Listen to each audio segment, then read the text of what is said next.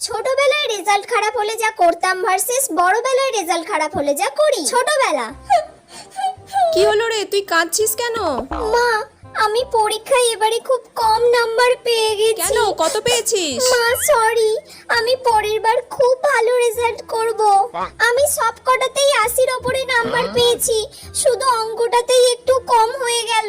ওটাতে লেটার হলো না মা। আচ্ছা বাবা, কাঁদতে নেই, ভালোই তো আমি করেছিস। আরো মন দিয়ে পড়াশোনা করব। বড়বেলা। এবারে আমার রেজাল্টটা এতটা খারাপ হয়ে গেল, আমি বুঝতেই পারিনি আমার রেজাল্টটা এতটা খারাপ হয়ে যাবে। আচ্ছা, আমার রেজাল্ট খারাপ হয়েছে ঠিক আছে, কিন্তু আরো সবাইকার তো রেজাল্ট খারাপ হয়েছে। এরকম তো নয় যে শুধু আমার রেজাল্টই খারাপ হয়েছে। তাই মন খারাপ করার কোনো ব্যাপারই নেই। সবার রেজাল্ট খারাপ হয়েছে মানে আমারও খারাপ হতেই পারে। ওরাও মানুষ, আমিও তো মানুষ। এত ভেবে লাভ নেই, একটু ফোনটা নিয়ে ঘাঁটি।